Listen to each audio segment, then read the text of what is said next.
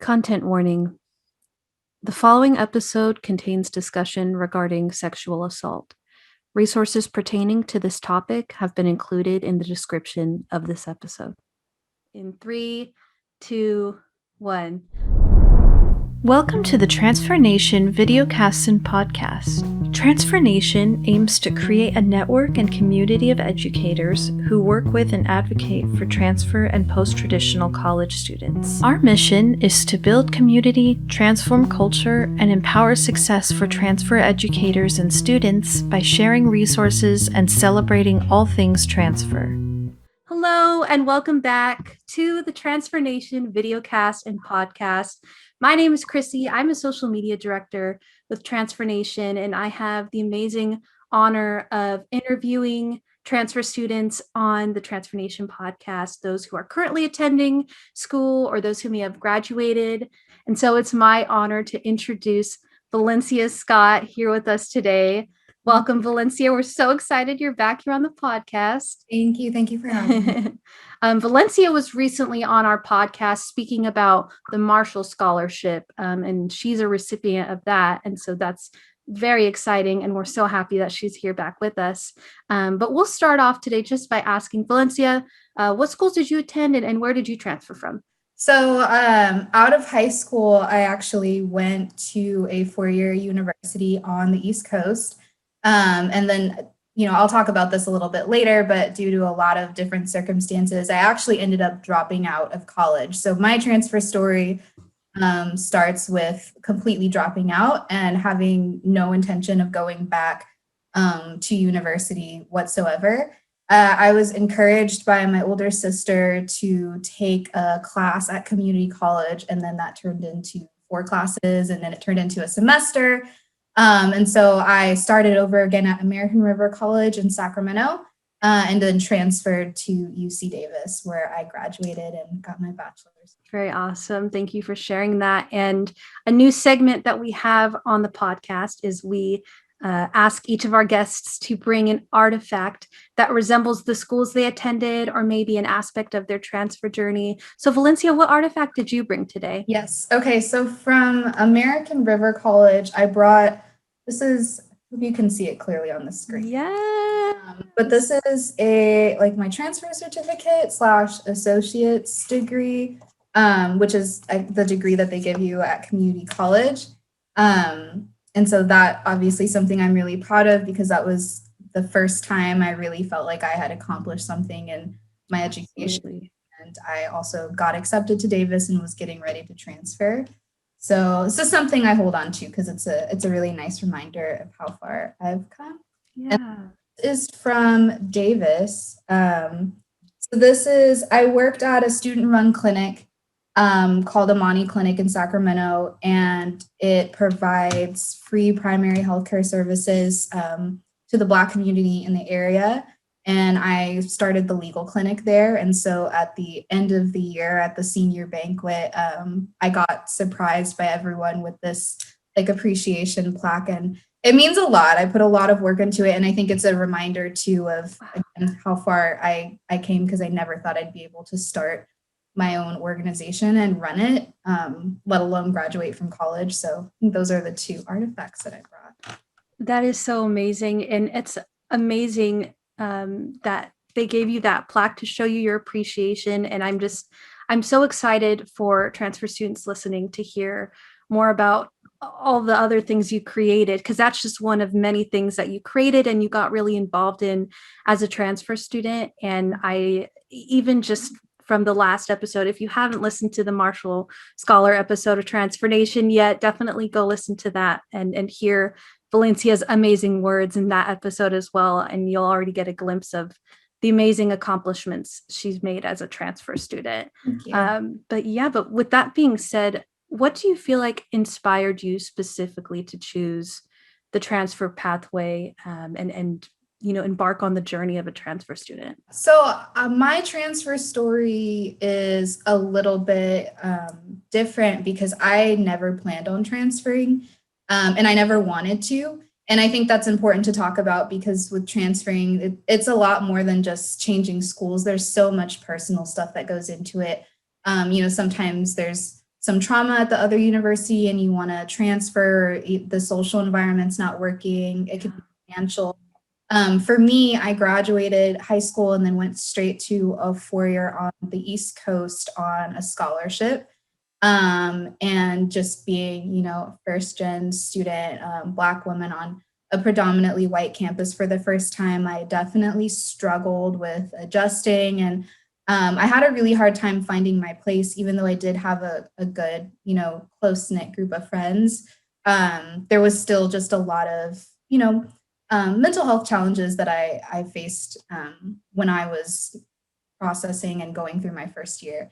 And I was assaulted both my first year and my second year on the university campus. And that kind of created just a host of physical health issues as well as mental health issues. I just didn't have the support that I needed at the university. And it's not an uncommon story to hear sexual assault on campus, especially from people who don't report it. I personally didn't feel safe reporting because I didn't want to go to the police, which is a whole different conversation, right? And I also just didn't have the kind of like counseling or like culturally relevant support to help me as a Black girl and as a survivor in a society that doesn't really care about Black women's stories with assault.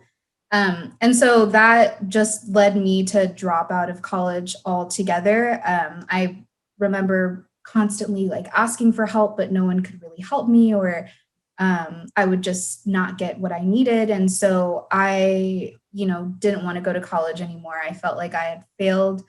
And my mental health just really tanked. So I actually spent about a year just going in and out of the hospital and doing a lot of counseling and trying to recover, because I came back home almost completely broken effectively, and had dealt with a lot of trauma from that and didn't have the language or really like a way to communicate or talk with my close family and friends. And so when I did decide to go back to school, it was because my older sister, about a year in, came over to check on me, and she was like, "I know you like learning. You should just take this class with me." And I was like, I don't want to go to class. I don't want to, do any of that anymore. And she was like, just take one. Just sit in with me and see if you like it. And I went in and I sat in on this anthropology course with her, and I think it's like almost all the light bulbs went off, because it was just the one field that I felt like I could really be innovative in. I loved all of the work, and I felt like all of the things that I'd wanted to do in my life are really encapsulated in a lot of the methods and the way that I was learning about the field.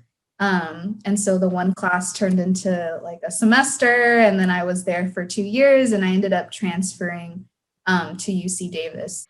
First, I want to say thank you so much for your transparency. And I know there are students or even educators who, may share similar experiences, and hearing you speak about that, it's really empowering. So thank you so much. And I love what your sister did in saying, "I know you love learning. I know that's a passion of yours. Why don't you try this class with me?" I hope students that are listening either take the inspiration from your sister to transfer themselves, or think, "Oh, there's someone I definitely should be encouraging them, going, I know you love learning, or I know you love this particular subject or passion. Why don't you just try one class?" And so just incredible. And my big sister is 100% the reason why I went back to school. I remember we talked about this a while ago, and she was like, "You want to learn, you like learning." She's like, "You're way too like lay around here like this. Let's go take this class." And so that's what I ended up doing. But I think also with being open about my experience with like campus rape and being a survivor of that, and having not reported it as well, I think that's really important to be open about, because there are so many people, particularly like trans and queer students and women of color on campuses. It's very common to experience sexual violence, and that is a big reason for people transferring or leaving the university altogether. And so for me, it was a traumatizing experience, and it's definitely one I'm still healing from and processing daily. But I'm also grateful that I got the experience of going to community college, which is such a wonderful system that I'll rave about later, and being able to transfer. And I think all of these experiences have just really, built me up to be the woman I am today. And an amazing, amazing woman you are. And I think you are speaking on so many important things, but one important thing is a lot of times when people are choosing to transfer or they're speaking about their academic path, it's not as talked about, that a lot of the time people are choosing to transfer from these because of very painful experiences or circumstances or traumatic experiences or circumstances. And I just really appreciate you being open about that, because I know a lot of transfer students, again, don't talk about it. With that being said, what do you feel like, Valencia, were important identities that really impacted your transfer journey? Yeah, well, community college actually is where I got the chance to learn more about my identity as a Black woman, as a woman of Caribbean heritage, as well as, just all the things that I am. It wasn't that I was as in tune with when I graduated, and I didn't really get the time also to experience that as an undergraduate, because when I was a freshman and sophomore, really it was kind of just back-to-back trauma all the time. Yeah. And so by the time I got to community college, I got a chance to learn more about myself. I got involved in this really phenomenal program called the Unite Community and Diversity Center. And I actually not transferred, but I started at community college the first year that it opened. So the campus had never had a diversity center before. And this was the first time they'd gotten funding and they were taking on students. Wow. It was like perfect alignment. And I decided that that was something I wanted to do, because racial justice and advocacy had always been something important to me, but I hadn't figured out how to tap into that in an academic space. And that was where I found all of my support. It was like an entire family and community of people that just poured into me. I learned how to facilitate. I learned so much stuff that was really important for me to know in terms of professional development. And I was learning it from educators that were like Black and brown, that looked like me, that sounded like me, and that were so invested in just teaching me and letting me grow and be innovative. I was allowed to be creative in the space too. So I was learning about racial justice, but also facilitating about it and learning how to draw my own connections, how to organize, how to advocate. And that's such a rare experience for people, because so much of college is just academic, go, go, go. And if you are organizing or advocating, it's always seen as something that's taking away from the time you could spend studying. For me and my experience at community college, the two always went hand in hand. Yeah. So just from being there and being in that environment, I just really realized how beautiful the community college system is, because I not only had dropped out, but I didn't even have the grades to transfer anywhere. So there were a lot of barriers to me even getting back into a university system. And with the community college, all I had to do was apply. I enrolled in classes.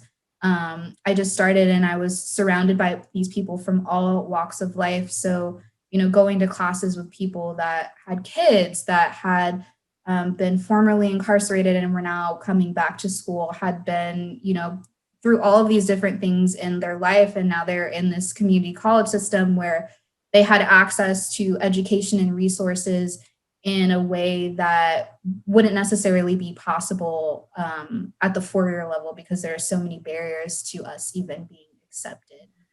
That's incredible. And I love what you said at the end there, kind of as you were developing and learning more about your identity, like you said, you were also learning about, the lifestyles and perspectives of those around you at the community college, the parenting students formerly incarcerated. And that's incredible. And also you spoke about, the educators who helped you in that process as well. And I will say a lot of educators, so both educators and transfer students, listen to this podcast. So I hope they're hearing and really taking what you said about, marrying the work you did with social justice and your identity with the academic work and how those two go together. And that the educators here, they're doing more work than just teaching a curriculum or articulating a transfer credits or a pathway. They are directly impacting the emotional, the social lifestyles and emotions of their students. And so thank you for sharing about that. Yeah, and I think it's so important because at the community college level too, it really is, it's right in the community. It's open campus, anyone can go. Yeah. So when we're organizing or facilitating, there was this ability to be so in touch with the surrounding community that it was part of the experience to have from all walks of life. And being an educator, right? I don't think you have to have a degree to do that. Education is something that you experience throughout your life. And so there were so many different elders or people who were just organizing in the community that would come and pour into us and teach us so much. And that experience is so unique and so special to me. So I'm always going to be grateful to the community college system too for allowing me to have that. So. Absolutely. And what do you feel like, because you, Valencia, were involved in a lot, you were doing a lot, both at the community college level and when you transferred. But but what do you feel like were some of the things you were involved in that impacted you the most during your transfer journey? So the Unite Community and Diversity Center, which I was an advocate at, was very impactful to my just perspective and development, and realizing also that social justice was something I could do in life, and I could actively engage in that throughout my education and my career. When I transferred to Davis, I think the two most impactful experiences I had was working at the AB 540 and Undocumented Students Center. I was the inaugural mental health and cultural identity coordinator. So while I was there, I was able to use what I learned at Unite, but also was serving my community, my Black immigrant community, particularly in a way that hadn't really been accounted for on the campus, I think, for a while, and drawing those connections and intersections in my work, but also drawing those in my own identity and seeing how I was being impacted by the things that I was learning and that I was helping to facilitate engaging with and teaching other people. And the third impactful experience I had was my last year at Davis. Everything kind of came together, and I got this position as the student advisor to the Chancellor. And in that role, it was me doing a lot of advocacy work for students. And so we were able to take on an initiative. Mine was policing and surveillance for students, so student safety, and just talking about the ways that students of color are profiled and surveilled a lot on campuses in ways that we don't talk about. I was able to advocate for retention for students of color, particularly Black students at the UC level, right? There's a very low retention rate for Black students, and so much of that is structural and systemic. So advocating around that, and then also my undocumented community as well, advocating at that level, just talking about use of language, different policies on campus. And that was it was a grown-up job, I felt, but it was very important to me because I felt like it was taking everything that I had learned so far, not just about my own identity, but about working on intersectional lines and facilitating and advocating and just learning how to uplift people's voices and navigate and leverage my own privileges in certain spaces in order to make sure that people are heard and their narratives are accounted for, because that's important. So I think across my transfer experience, very long-winded response, but those were the three most impactful experiences I had, and I'm pretty grateful for those. Incredible. And I'm just amazed that you dove in and you're talking about how you got involved as a student advisor for the chancellor during your last year. That's amazing. But I think the most amazing part about it is you're using your role, like you said, to uplift the voices, of those student communities that you mentioned. And I think that's, a true leader. Could you define a true leader in any other way other than that, uplifting the voices of those around you? And speaking of leaders, did you feel like there were important people or mentors, or even programs or resources at the community college level or at the school that you transferred to that really empowered you in your transfer journey? So for community college, I had three really amazing mentors, four actually. I had Rod Agbunag, who was a facilitator for the Unite program and also a counselor. So doing two things and doing amazing at them. Brett Sawyer, who also was working for the Unite program and was just an amazing support system and a great ally as well. I had my professor, Mrs. CD, or Christina Casper Denman, who actually roped me into doing anthropology even before I knew that was what I wanted to do. And she's actually the one individual that has, without a doubt, instilled in me that I could do pretty much anything that I wanted to do. I just needed to, and it would be good. And I needed to stop worrying about whether it was good or not, because it was about me and me being unique and doing something. And so she also inspired me to transfer and to aim high when I was doing it, because she was like, you can go to the best place or you can go to wherever you want to go. So I'm super grateful for her. And then Yesenia, who worked as one of the coordinators for our international student program. And they super integral in helping me to get more in touch with my identity as a woman of color, particularly based off of like my intersectional identities I have with being Afro-Latina, and wasn't something I ever felt like I could participate in, because I had a lot of internalized kind of issues around my identity that I needed to work through, and learning to be like more vocal in the space, because I dealt with so much anti-Blackness. I just felt like I didn't belong. And she was just really always a constant reminder that I just needed to show up the way that I was, and it was good enough. And so those are honestly the mentors that set me up for success on my transfer pathway. So shout out to them.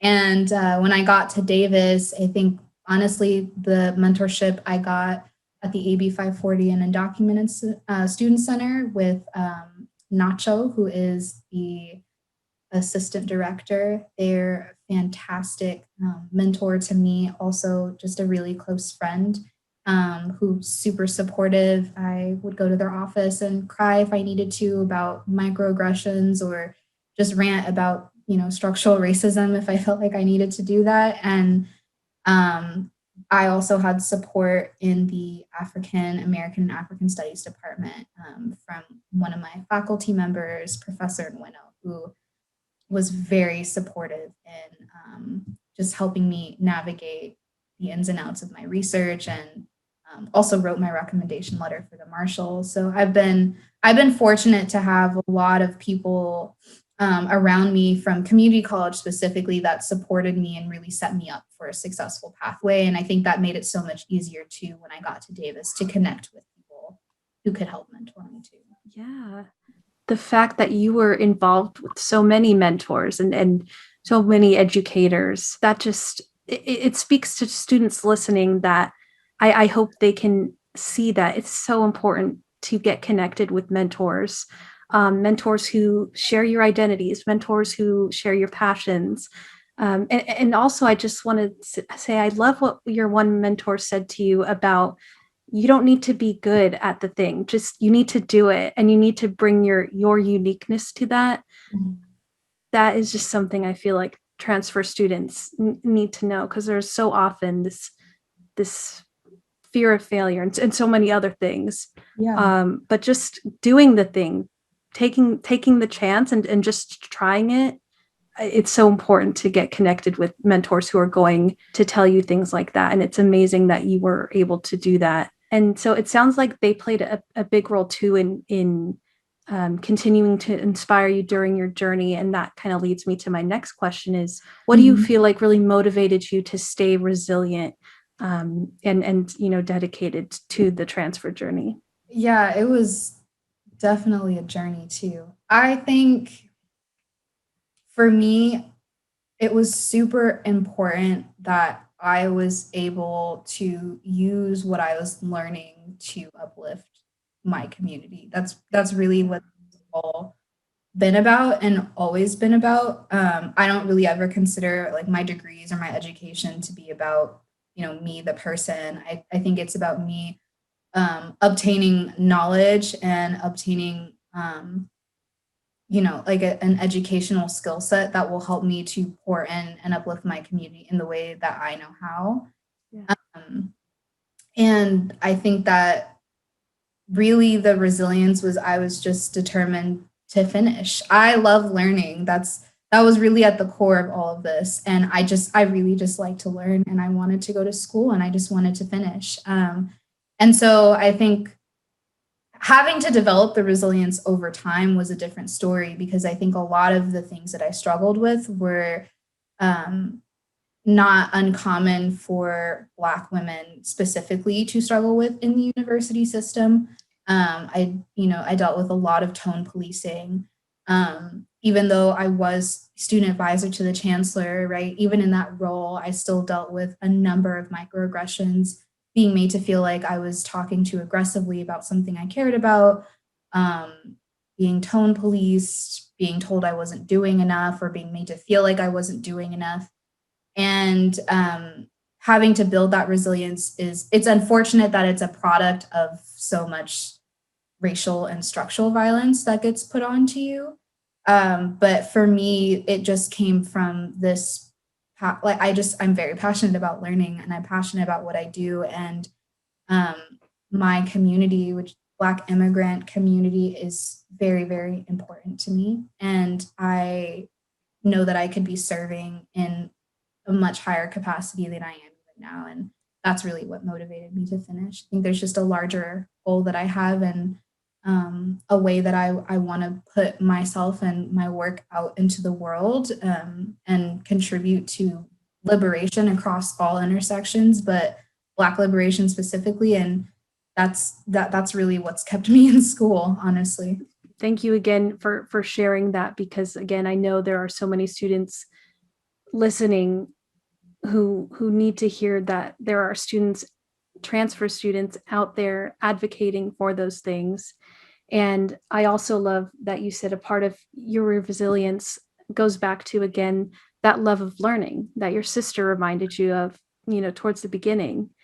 And I also want to ask too, during the transfer experience, you experienced, a lot of things that built up that resilience. But did you feel like there were parts that you loved about the transfer experience? What parts do you feel like really made you love the journey, the academic journey, and the transfer part of the journey?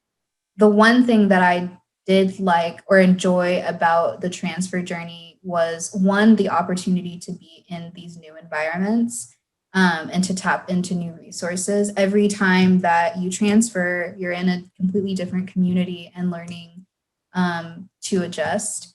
And when I got to Davis, I enjoyed hitting the ground running, because that's what you have to do as a transfer student. Absolutely.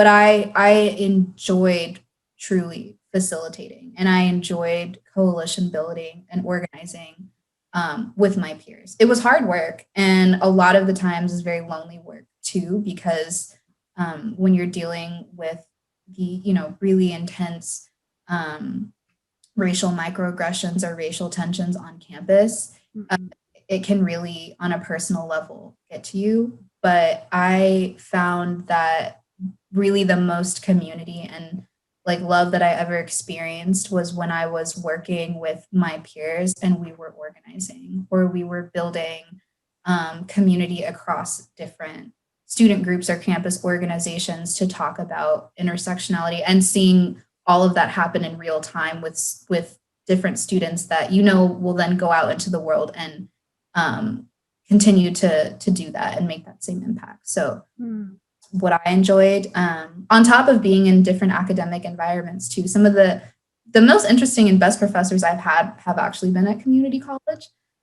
So I enjoyed getting the chance to not only start over, but to get introduced to a new field, which was anthropology at the time, and then going to Davis and meeting people in the department who were at the top of their field, who were writing about all these different issues that are very scholarly and that have an investment or interest in mentoring you.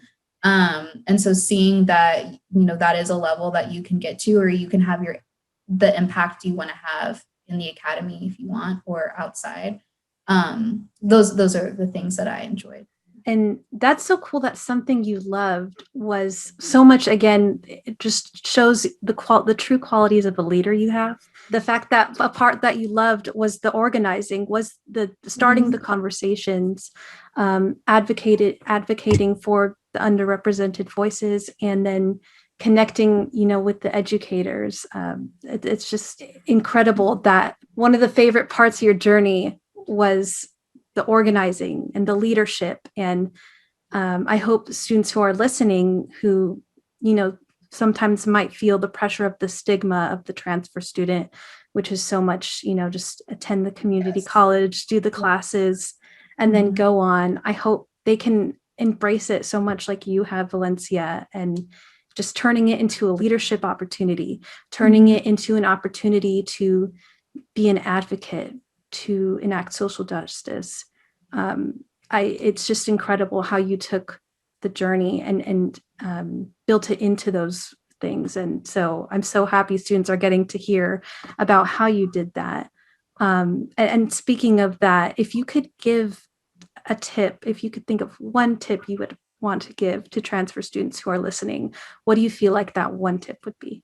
Make the journey completely yours. And this is really about you. I think one of the two things I actually want to point out is I love organizing.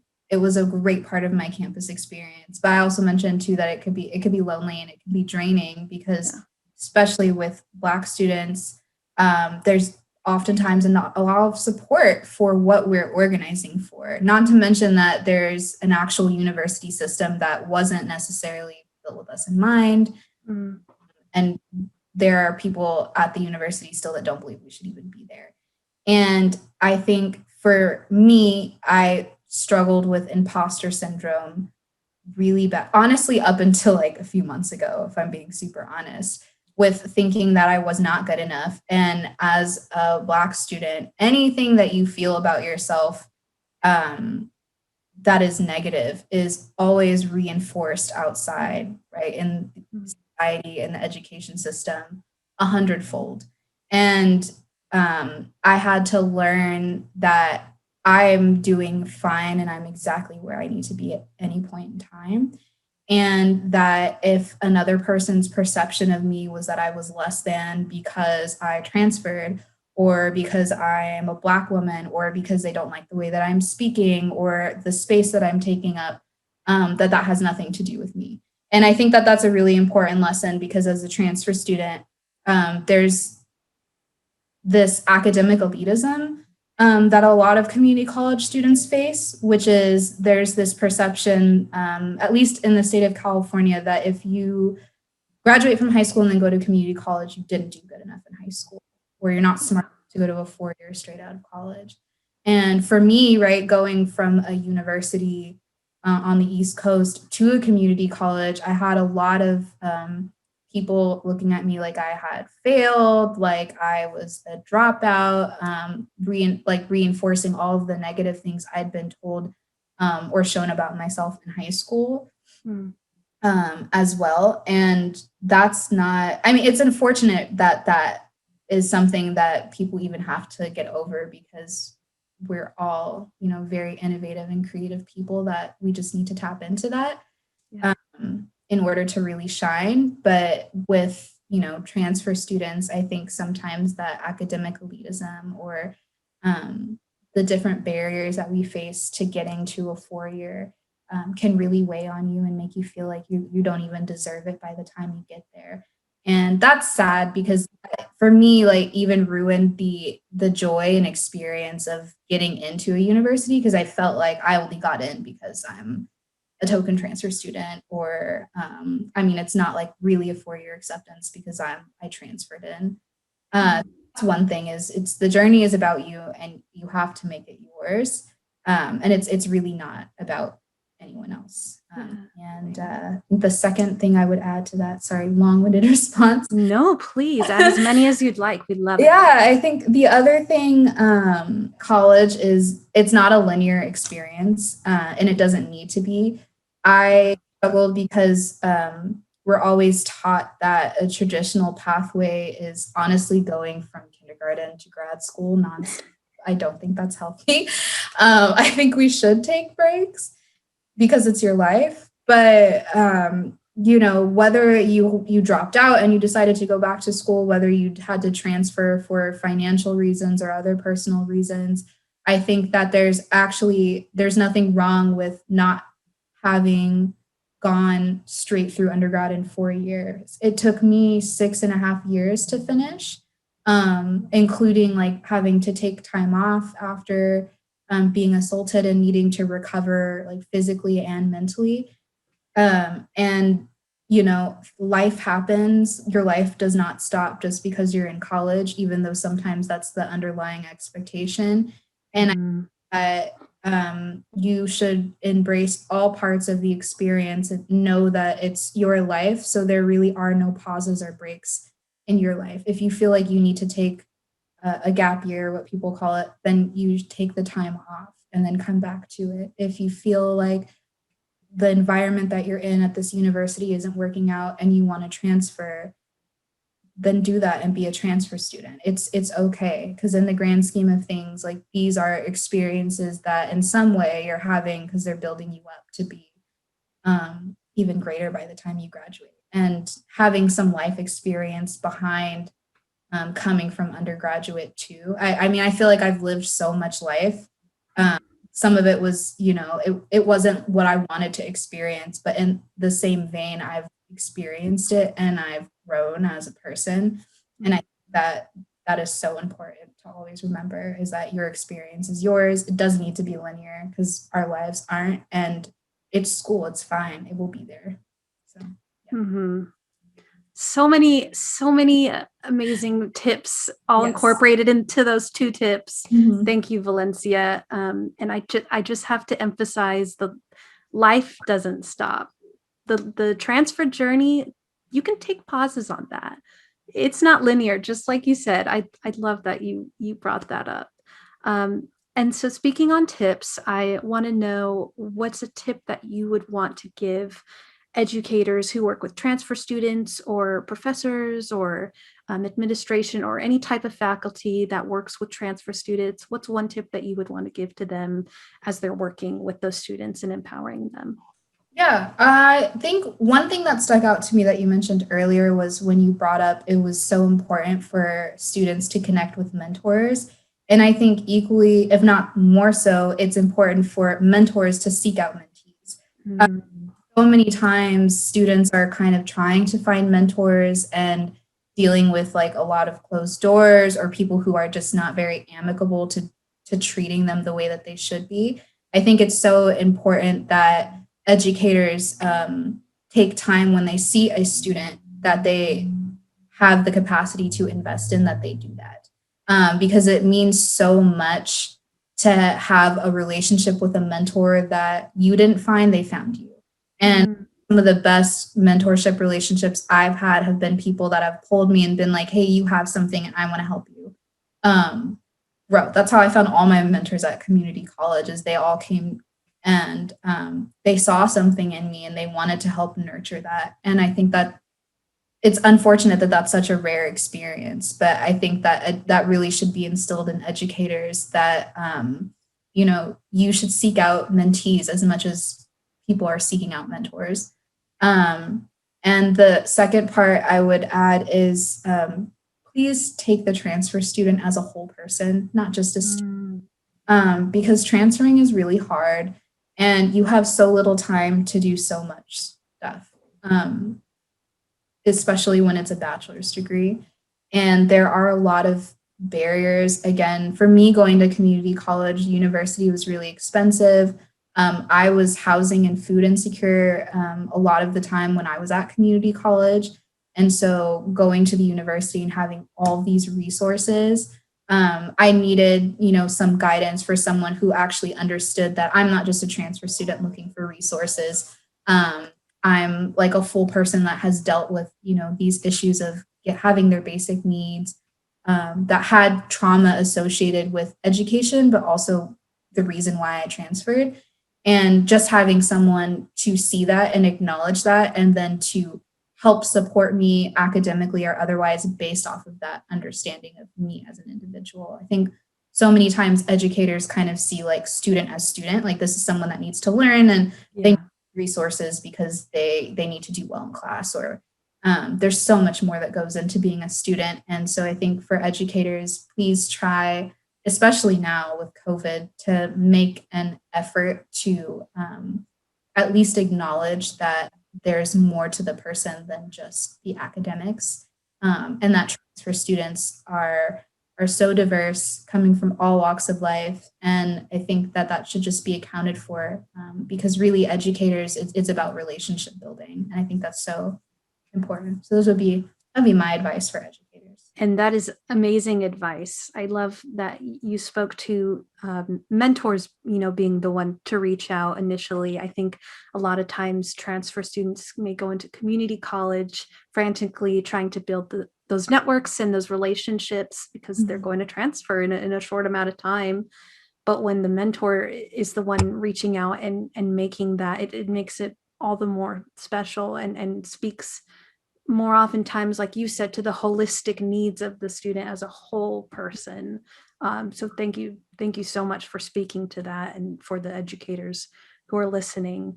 But with that being said, Valencia, I just cannot thank you enough for all the insight that you brought today, for all the amazing advice you give. And again, thank you for sharing about your experiences. And I'm so excited for students and educators to listen. There's just so much to take away from what you talked about with us today. So thank you. Thank you for having me. Yeah. And Valencia, if people want to follow along on your continued academic journey and holistic journey, where can we find you on social media? Yes, I am on Instagram. You can find me at Valencia G. Scott. And I'm also on Facebook. You just look up Valencia Scott. I think you should be able to find me. Awesome. Thank you so much. And thank you to everyone who's listening today. We hope that you enjoyed our episode today and that you'll also tune in next time. But we'll sign off in Transfer Pride. Thank you so much for listening. To continue the transfer conversation, be sure to join the Transfer Nation Facebook group at tinyurl.com/wearetransfernation. You can also follow us on Instagram at wearetransfernation and on Twitter at transferpride. Subscribe to our YouTube channel at tinyurl.com/tnationtube. If you have ideas for future episodes of the Transfer Nation videocast and podcast, please email us at wearetransfernation@gmail.com. We can't wait to continue celebrating all things transfer with you. And as always, in Transfer Pride.